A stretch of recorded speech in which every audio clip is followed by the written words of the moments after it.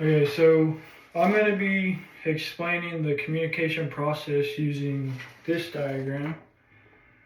Um, the communication process has 7 elements and 2 actions, and I'll explain each one as we go through. The first element that we start with is the speaker, and the speaker is the person who is giving the information. But before they can give the information, they have to take the information and make it make sense before they can speak it. And the way they do this is by encoding. And encoding has 3 different subparticles, or whatever you want to call it. The first one is language, the second one is grammar, and the third one is nonverbal. So once they use those 3 components to scramble it together in their head, make it make sense, then they will speak it, and then that turns it into the message. The message is what is being told to whoever you're telling it to, in this case the receiver, but we'll get to that. A message can be verbal, it can be literally a text message, or could be nonverbal, which is sign language or whatever. So the speaker sends the message, and these little arrows right here, the third element is the channels, which is the information highway, kind of how it travels.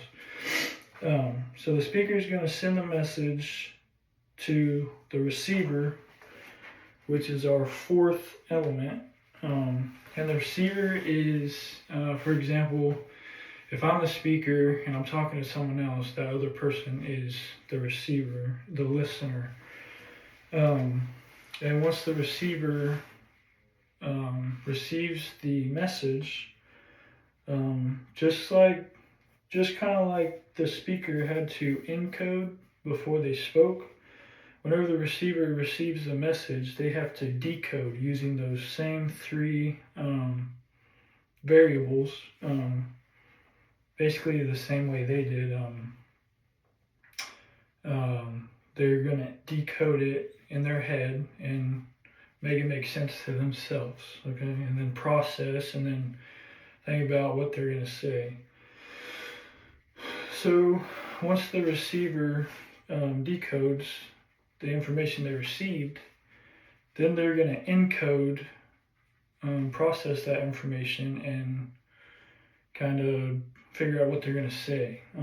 So that's encoding again, just like over here. They're going to encode, and then once they encode, they're going to send feedback. They're going to send feedback back to the speaker.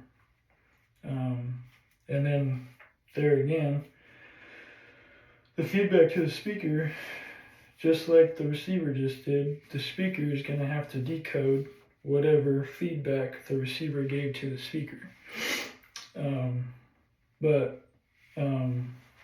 So there's another element here, noise.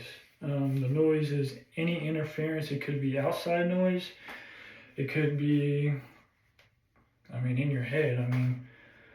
Sometimes I'll be in class and the teacher will be giving a lesson and I'm not paying attention to that because I have noise in my head, because I'm thinking about what happened at work yesterday or what I have to go get at the grocery store later. So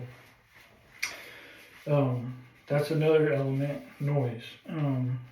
So once the receiver gives feedback to the speaker, the speaker has to decode and process and whatnot. But all this doesn't work without context. Context is our 7th element.